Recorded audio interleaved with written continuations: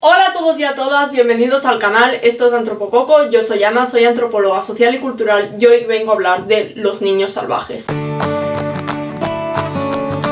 Seguramente cuando hablo de niños o niñas salvajes os vengan a la mente personajes como Mowgli o Tarzán, pero algunos de estos niños existieron realmente. Hacía mucho tiempo que quería leer este libro que se llama La niña salvaje de Mary Catherine Hackett, en el que nos explica el caso real de una niña salvaje. Pero en esta edición de la editorial Pepitas, además de incluir la historia de esta niña, hacen una reflexión sobre qué son los niños salvajes y las diferentes investigaciones que se han hecho a lo largo de la historia sobre este tema. Y habla también por encima de algunos otros casos de niños salvajes que ha habido a lo largo de la historia, que son bastantes. Primero os voy a explicar la historia de la niña salvaje de la que hablan en el libro, así que os leo. En 1731 apareció cerca de un pueblo en el norte de Francia una joven que iba descalza, llevaba el cuerpo cubierto de harapos y de pieles de animales, los cabellos metidos en un casquete de calabaza y la cara y las manos del mismo color que una negra. La historia de esta joven, que posteriormente sería bautizada como Marie Angelique,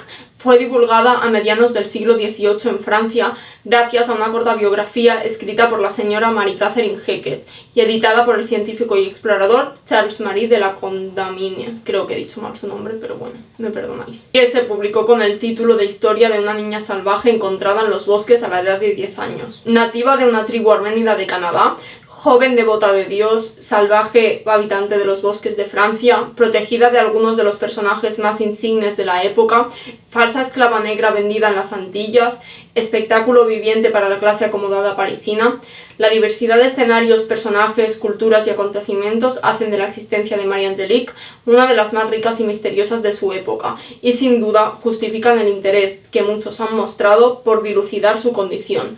Demonio, bestia o milagro de la naturaleza. Es un poco fuerte la descripción, pero bueno. En el libro también nos habla de cómo filósofos y científicos se han interesado por casos como el de Marie Angelique o otros niños salvajes para hablar de sus teorías. Entre ellos está Lévi-Strauss, pero hablaré de ello más tarde. Pero como os digo, la figura de Marie Angelique fue y sigue siendo objeto de reflexiones científicas y filosóficas. No sé si habéis oído hablar del experimento prohibido en psicología. Se trata de ver qué parte de un ser humano es innata y cuál ha sido construida por los demás. Hay un debate sobre qué parte de ti está determinada genéticamente y cuál depende de haberte criado en un determinado entorno. Es decir, cómo de diferentes seríamos si con el mismo cuerpo y genética nos hubiéramos criado en un entorno completamente distinto. Para poder poner a prueba este debate, el experimento que se debería hacer es aislar completamente a una persona para ver qué sucede. Pero obviamente tendría un impacto tan negativo en los sujetos que en psicología se conoce como el experimento prohibido. Y por eso los casos de niños salvajes como el de Marie Angelique son tan interesantes para científicos e investigadores porque arrojan un poco de luz en este debate. Sin embargo, como explican en el libro, lo que sucede en estos casos es un poco como en la fábula india,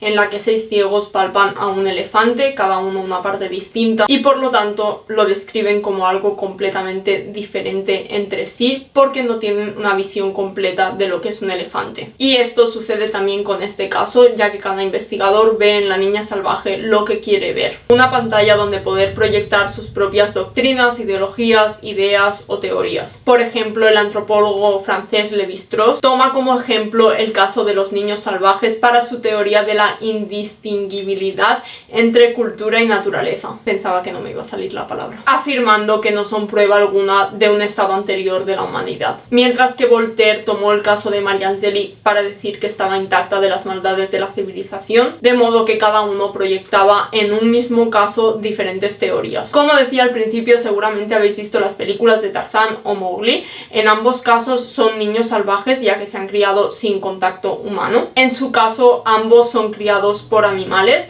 y a los dos se les muestra como personas sin maldad. Son casos ficticios, pero al final son un reflejo de este interés de la sociedad por los niños salvajes y cómo serían. En estas películas se intenta dar respuesta a preguntas que los investigadores y pensadores llevan haciéndose años. Preguntas como: ¿puede una persona que se ha criado de forma aislada integrarse de nuevo en la sociedad? ¿Es el lenguaje algo innato? En definitiva, lo que se preguntan es ¿qué nos hace humanos? ¿Una persona que se ha criado entre animales sigue siendo un ser humano? Hay otras dos películas de las que os quería hablar porque son justo el caso contrario. Son dos personas que se han criado en sociedad pero que en su edad adulta quedan aisladas. Una de ellas es Hacia rutas salvajes, que si no la habéis visto os la recomiendo muchísima. En este caso es un aislamiento voluntario. Os leo la sinopsis de la película para que os hagáis una idea. A principios de los años 90, el joven e idealista Christopher McCandless adopta el nombre de Alexander Supertramp. Deja sus posesiones y sus ahorros a la beneficencia y abandona el mundo civilizado con rumbo a la salvaje Alaska,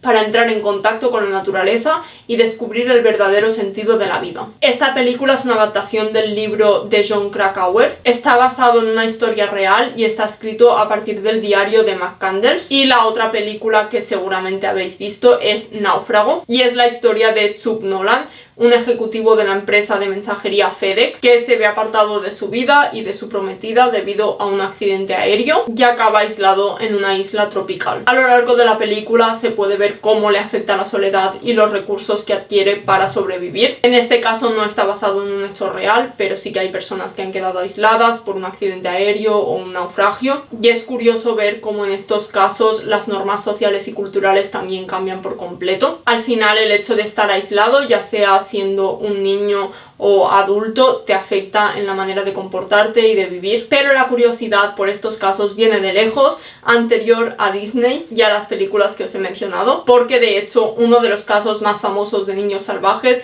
es el mito de la fundación de la ciudad de Roma. La leyenda dice que la ciudad fue fundada por Rómulo y Remo, que fueron abandonados en el río Tíber para ser salvados de su tío, y que fueron amamantados por la loba Luperca. Este sería el primer caso conocido de niños salvajes. Hay una lista que registra los casos de niños salvajes y en 2004 incluía hasta 102 casos, aunque en el libro especifican que no se ha podido demostrar que todos los casos sean reales. Personalmente me llama mucho la atención cuando hablan de casos de niños que han sido criados por animales como lobos, primates o incluso osos. Obviamente en la vida real no todo es tan fácil como Mowgli o Tarzán. De hecho, el caso de Marie Angelique es único porque es el único caso en el que se pudo recuperar el lenguaje, debido a que en sus primeros años de vida sí que fue criada por humanos y fue más tarde cuando se crió de forma salvaje y estaba aislada. Esto es algo que a los lingüistas les parece muy interesante, cómo los niños salvajes que no han sido criados por humanos